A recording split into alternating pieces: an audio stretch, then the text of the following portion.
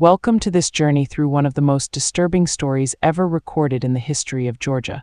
Before we get into it, drop a comment telling us where you're watching from and the exact time you're listening to this. We really want to know which places and what times of day or night these documented stories reach.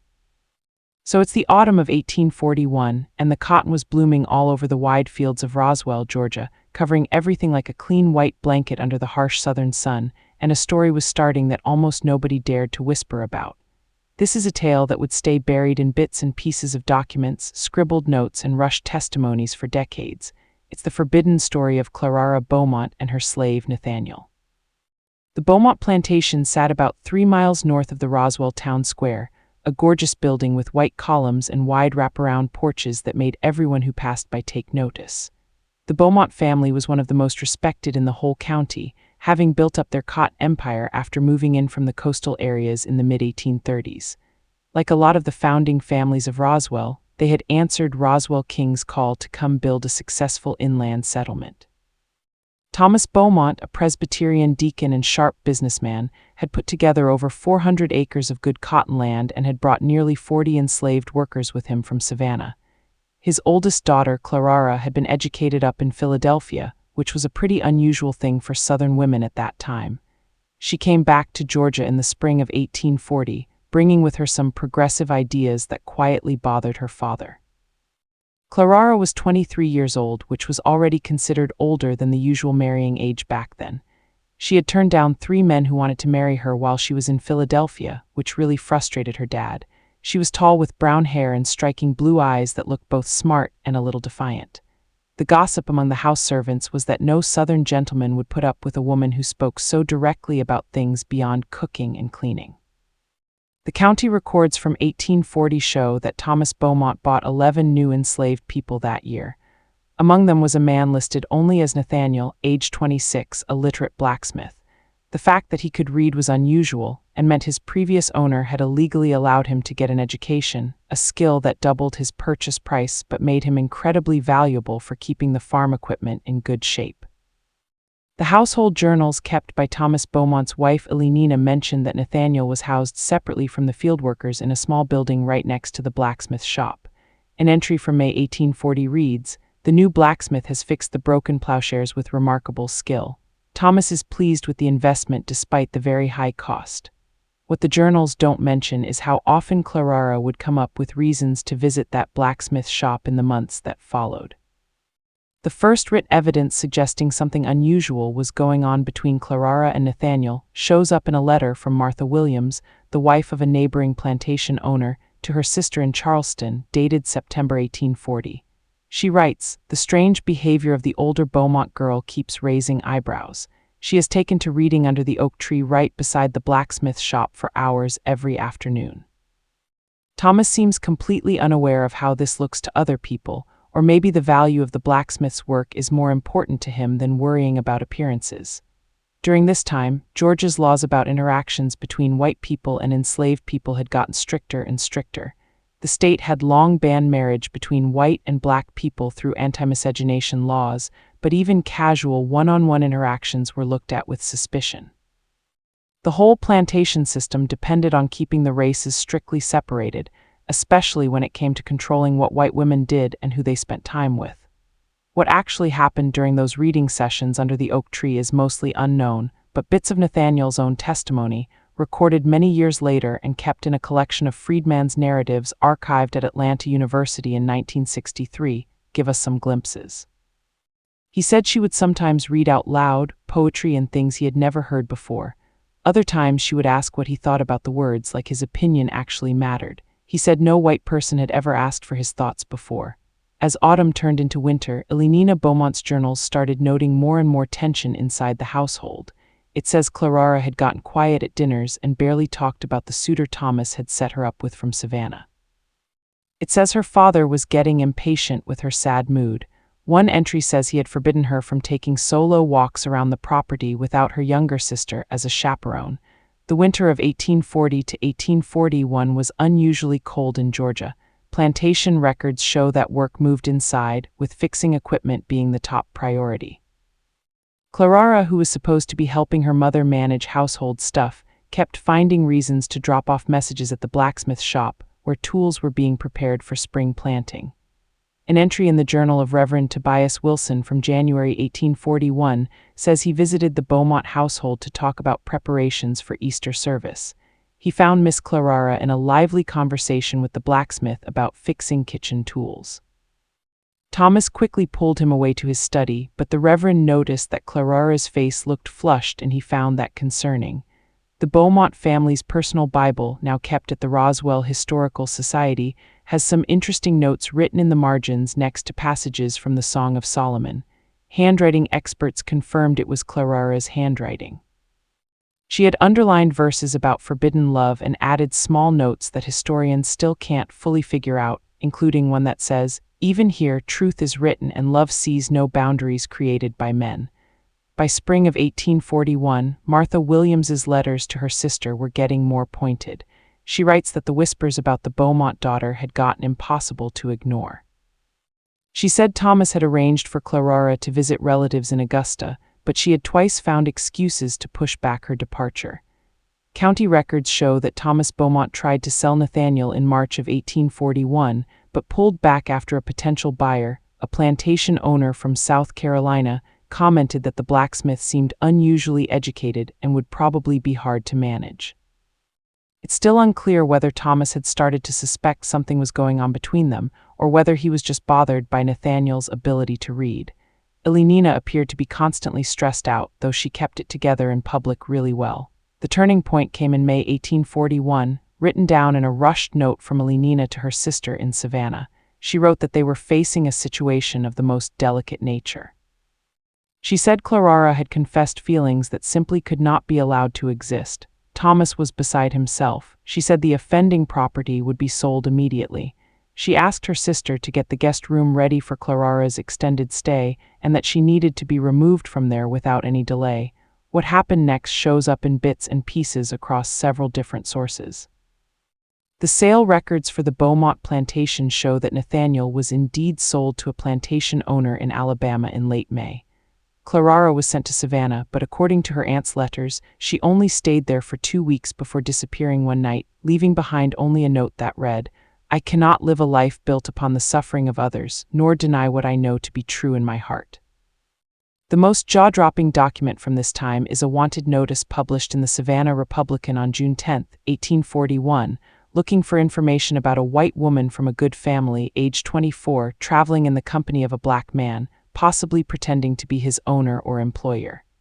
The notice doesn't use Clara's name to protect the Beaumont family's reputation, but it offers a big reward for any information.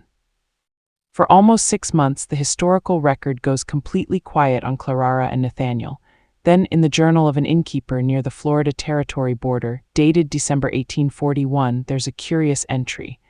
A respectable-looking woman calling herself Mrs. Smith, traveling with a black servant she claimed was taking her to visit relatives in Florida, stayed one night. The innkeeper wrote that the man spoke too properly to be a slave, and that she deferred to him in a way that seemed very unusual. He said he suspected something improper was going on but needed the business too much to turn them away. The trail goes cold again until 1843, when a census taker in a small settlement outside Tallahassee, Florida, noted an unusual household. It listed C. Smith, female, and N. Smith, listed as a free man of color, running a small repair shop. Locals said they had arrived about a year earlier and kept mostly to themselves. The relationship between them wasn't spelled out, but they maintained separate residences on the same property. How they managed to set up this arrangement in an era when interracial relationships were illegal is still unclear. Florida, still a territory and not yet a state, had slightly looser enforcement of racial rules in its more remote areas. Plus, having separate residences on paper would have given them some cover for what was actually going on. Thomas Beaumont never publicly acknowledged that his daughter had disappeared. The Beaumont family Bible lists Clara as departed this life 1841, a common way of saying someone had died, even though no grave with her name exists in the family burial plot. Elenina's journals stopped mentioning Clara entirely after June 1841, as if she had been wiped from the family's story completely. The most revealing document from this whole period was discovered in 1959 during renovations of the old Beaumont plantation house, which had passed through several different owners after the Civil War. Behind a loose brick in the blacksmith shop's chimney was a small leather pouch containing a locket with Clarara's initials and a carefully folded, water-damaged letter in her handwriting. The fragmented text reads, "Cannot bear the thought of never seeing you again. The divisions they enforce are artificial and against all that I know to be true and just. If there is a place where we might exist together, I would give up everything to find it with you." The trail of Clarara and Nathaniel pops up again briefly in 1848 in the records of a Quaker settlement in Pennsylvania that had established connections with the Underground Railroad. A donation to their cause lists C and N Smith, formerly of Florida, as contributors, which suggests they had moved north as the possibility of war started to grow and enforcement of fugitive slave laws was getting more intense. A statement given in 1868 by a former conductor on the Underground Railroad mentions helping a very unusual couple, a white woman and a formerly enslaved man who had built a life together in Florida before conditions forced them to head north. He said they eventually crossed into Canada around 1850 because they were afraid the Fugitive Slave Act would threaten their safety. The final documented trace of Clarara and Nathaniel comes from the registry of a small church outside Toronto, dated 1867. It records the death of Clarara Smith, age 50, survived by her husband Nathan Smith and 2 adopted children. The record notes she was buried in the church cemetery with a simple marker that says, "Love endures all things." Nathaniel's testimony, collected as part of the Freedman's Narratives in 1963 when he would have been about 98 years old, gives us the final chapter of their story. He said they found a place where they could live in peace, even though the journey was dangerous and the sacrifices were huge. He said she gave up wealth, family, and social standing for a life full of uncertainty. He said he would sometimes ask if she regretted her choice, especially during the hardest times. He said she would always reply that living honestly, even in poverty, gave her more peace than living a comfortable lie. The Beaumont plantation did not survive the Civil War. Union forces burned the main house in 1864 during Sherman's march to the sea. The family fortune, which had already gotten smaller due to bad management after Thomas died in 1853, disappeared completely with emancipation. The only structure that was left standing was, ironically, the blacksmith shop where Clarara and Nathaniel's forbidden relationship had first begun. In 1967, a graduate student at Emory University who was trying to trace the history of the Beaumont family discovered letters between Elenina Beaumont and her sister that had been saved in a collection of family papers donated to the university. In a letter from 1868, Elenina, by then old and living in poverty, wrote that news had reached her through roundabout means of Clarara's passing in Canada.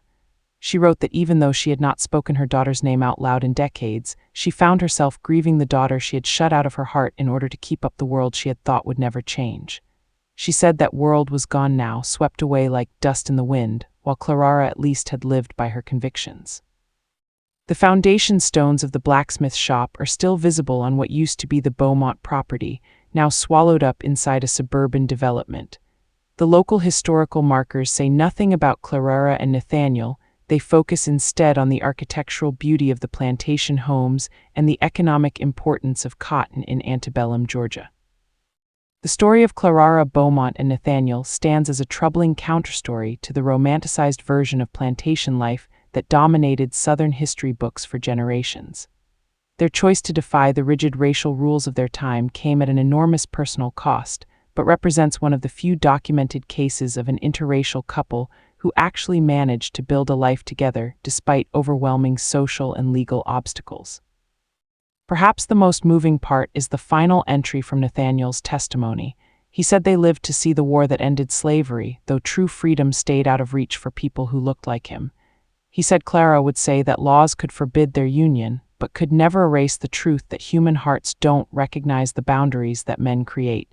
He said he had carried those words with him through all the decades since. The story of Clarara and Nathaniel remains mostly missing from the official histories of Roswell and antebellum Georgia.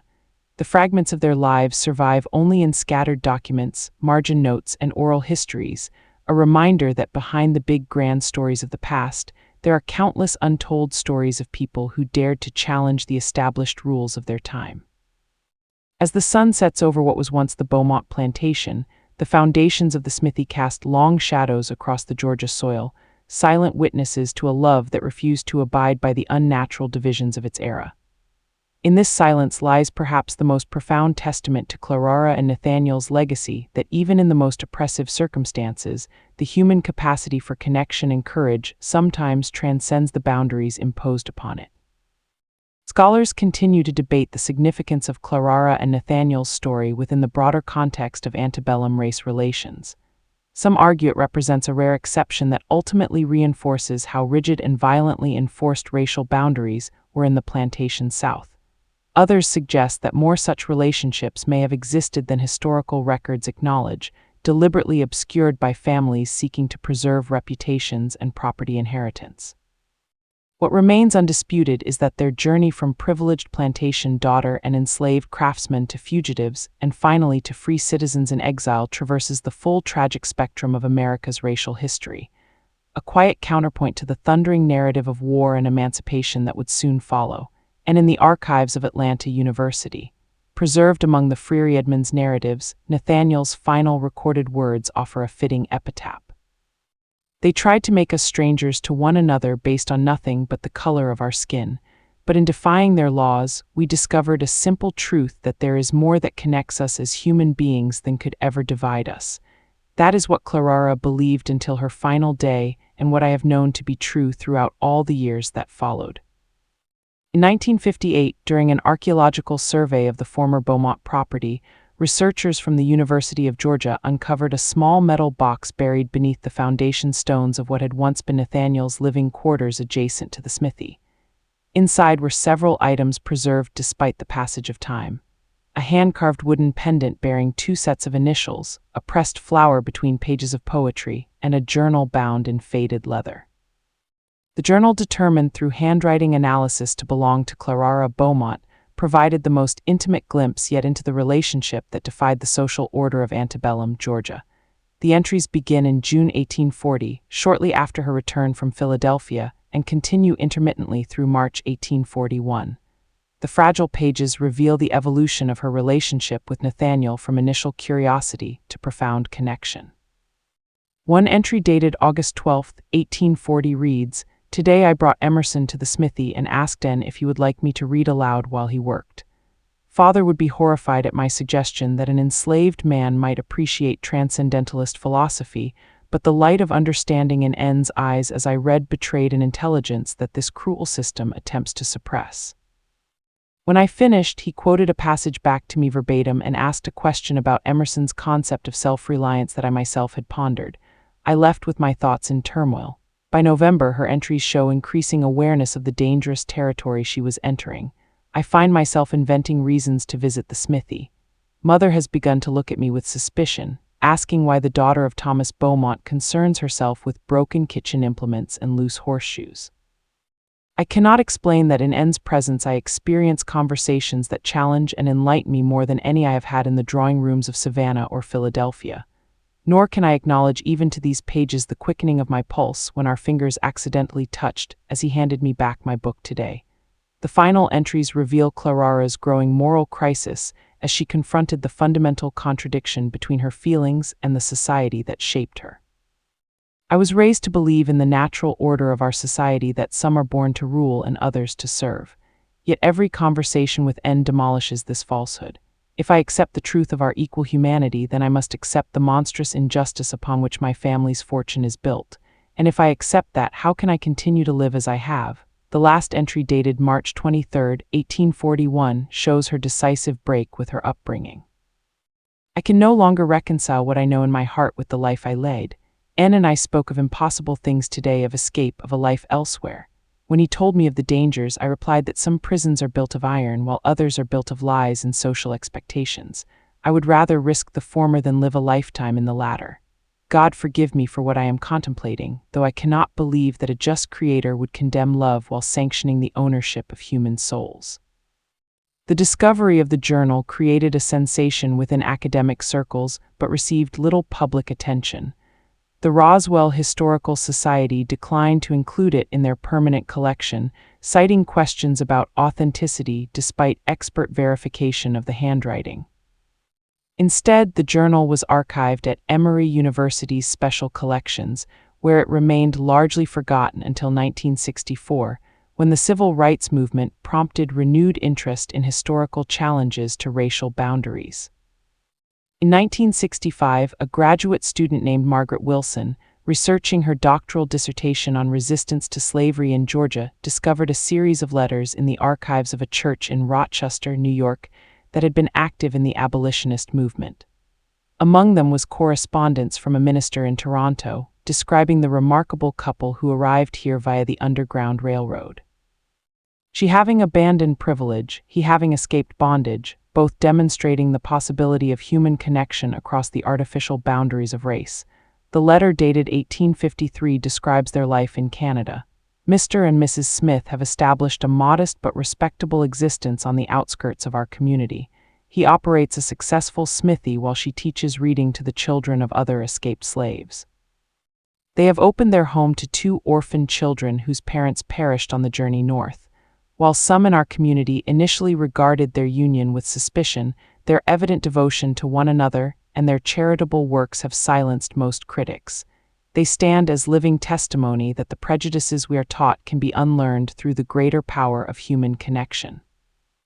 Wilson's research also uncovered records from a small black church in Toronto, showing that Nathaniel became a respected elder in the community of escaped slaves, using his skills to help others establish livelihoods in freedom. Clara, meanwhile, corresponded with abolitionist groups in the United States, though she signed only with initials to protect her identity and the network of the Underground Railroad. Perhaps most revealing was a letter Clara wrote to an abolitionist society in Boston in 1857, discovered in their archives. Having lived on both sides of the terrible division that scars our nation, I can testify that the system of slavery corrupts not only the bodies of those enslaved, but the souls of those who believe themselves superior. The ideology of racial difference is a poison that prevents whites from recognizing their own humanity reflected in the faces of those they oppress. My own salvation began the moment I allowed myself to see beyond the false categories I had been taught and recognize a kindred spirit in the man society insisted was fundamentally different from myself. In the winter of 1866, as Reconstruction began its troubled implementation across the defeated South, a curious incident occurred at the Beaumont family plot in the Roswell Presbyterian Church Cemetery. The caretaker reported that an elderly black man visited the graves, accompanied by 2 younger adults who appeared to be of mixed ancestry. The man stood for a long time before the headstone of Thomas and Elelena Beaumont, eventually placing a small carved wooden object on the grave before departing. The caretaker, finding the object curious, kept it rather than discarding it. After his death in 1902, his daughter donated it to the church archives, where it remained cataloged simply as wooden token left by unidentified freedman.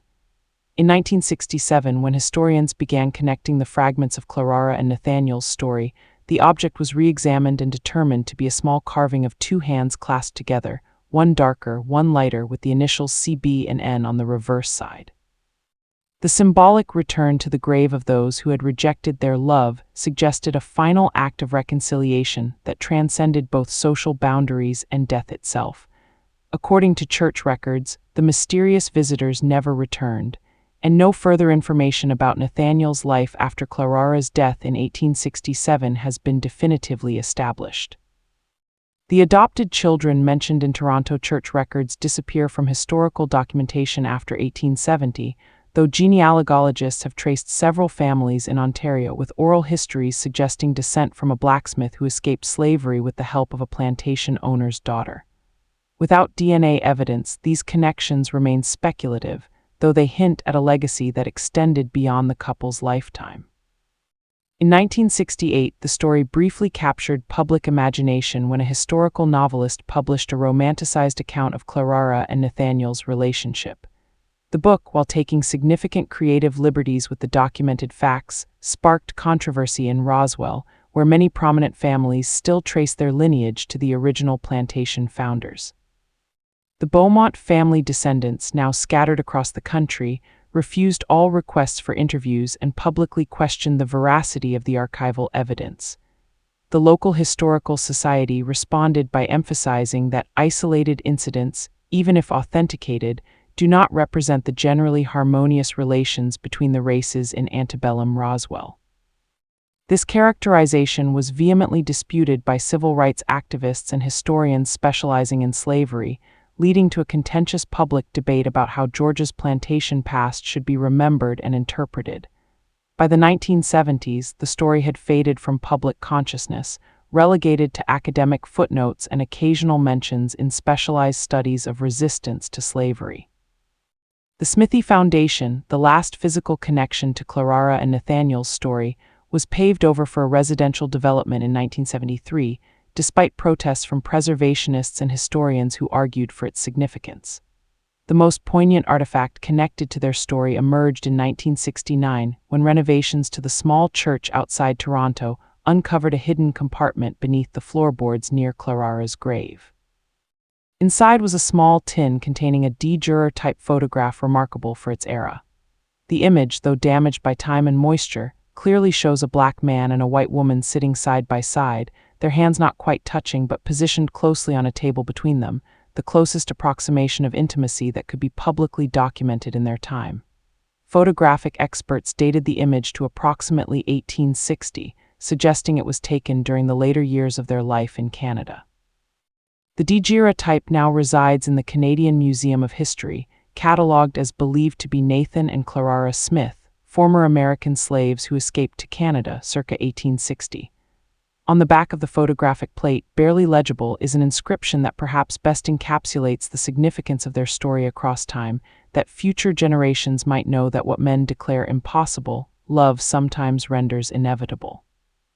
In 2005, an interdisciplinary team of historians and archaeologists proposed a comprehensive study of what they termed resistance through relationship in the antebellum South, citing Clara and Nathaniel's story as a primary case study. The dignified posture and direct gazes of the subjects convey a quiet defiance, a visual testament to a relationship that existed despite all societal prohibitions. The project aimed to document similar relationships that challenged racial boundaries and examine how such connections constituted a form of resistance to slavery's dehumanizing ideology. The proposal triggered renewed controversy. Some descendants of plantation families objected to what they characterized as sensationalizing exceptional cases to unfairly malign Southern heritage. Civil rights historians countered that acknowledging such relationships helps illuminate the complex humanity of those who lived under, and sometimes challenged the slave system, rather than reducing historical actors to simplistic categories of oppressor and oppressed. The study proceeded despite the controversy, ultimately identifying 27 documented cases of long-term relationships between white women and enslaved or formerly enslaved men between 1800 and 1870. Clara and Nathaniel's story remained exceptional, however, in the extent of its documentation and in their successful escape and establishment of a life together in freedom. The researchers concluded that such relationships, while statistically rare, represented significant challenges to the ideological foundations of slavery, which depended on maintaining the fiction of unbridgeable difference between races. By recognizing humanity and equality in intimate relationships across racial lines, these couples undermined the very logic that justified the institution. In choosing to see each other as equals worthy of love and respect, they performed a radical act of resistance against a system that required the denial of full humanity to those enslaved. In 2012, a small historical marker was finally installed near the former site of the Beaumont Plantation, acknowledging Clara and Nathaniel's story as a documented challenge to the racial boundaries of antebellum Georgia. The marker's installation ceremony drew both protesters defending Southern heritage and civil rights advocates arguing for fuller acknowledgement of slavery's brutality and the resistance it engendered. As one historian noted in the study's conclusion, the relationship between Clara Beaumont and Nathaniel represents more than a forbidden romance. It constitutes a fundamental rejection of the dehumanizing premises of slavery. An elderly woman who attended the ceremony approached the historians afterward, identifying herself as a descendant of the Williams family who had owned the neighboring plantation. She shared a fragment of family law passed down through generations. "My great-great-grandmother wrote in her diary that she watched Clara Beaumont reading to the blacksmith and recognized something in their interaction that both frightened and moved her. She wrote, "I glimpsed a world where the divisions we maintain might dissolve, and I cannot decide whether such a world would bring ruin or redemption." Today, the story of Clara, Beaumont, and Nathaniel exists in the liminal space between documented history and cultural memory. The fragments of their lives preserved in letters, journals, church records, and oral histories form an incomplete but compelling narrative of two people who rejected the fundamental premise of their society that human worth and connection should be determined by race. Their final resting place in Toronto remains marked by a simple stone bearing only their chosen names, Clara and Nathan Smith, with no reference to their extraordinary journey. Perhaps this simplicity represents its own form of victory, the triumph of being remembered ultimately as simply human, their relationship unremarkable except for the tremendous odds it overcame. The wooden carving of clasped hands, now preserved in the Roswell Historical Society, despite earlier rejection, bears mute testimony to a truth that Nathaniel expressed in his final recorded testimony. They could make laws against our love, but they could not stop us from loving. In that we found a freedom that preceded our escape, a recognition of each other's humanity that no system of oppression could fully extinguish. As we conclude this documented account, we're left with questions that extend beyond the particular circumstances of Clara and Nathaniel to the larger issues of how we understand our shared past. How many similar stories remained undocumented, lost to history, because they challenged the narrative societies create to justify systems of power and oppression? What does it mean for our understanding of humanity's capacity for both cruelty and connection that such relationships existed within the brutal reality of slavery? And perhaps most relevant to our own time, what contemporary boundaries between human beings might future generations look back upon with the same astonishment that we now regard the racial divisions of the 19th century? The last item in the metal box found beneath the Smithy Foundation was a folded piece of paper containing a quotation copied in Clara's handwriting, attributed to no author, but perhaps her own reflection. History records the loud acts of defiance, rebellions, proclamations, wars. But sometimes the most profound resistance lies in quiet moments of recognition when one human being looks into the eyes of another and refuses to accept the lies that would divide them. In this refusal, Clara, Beaumont, and Nathaniel charted a dangerous path through a society structured around the denial of shared humanity.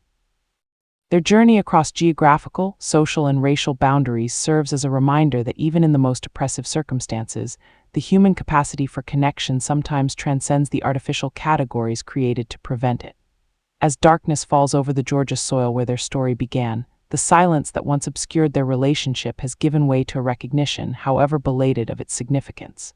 They remain buried far from the land of their birth, but their story has returned home. A challenge and an invitation to recognize the humanity that connects us across all the boundaries we create.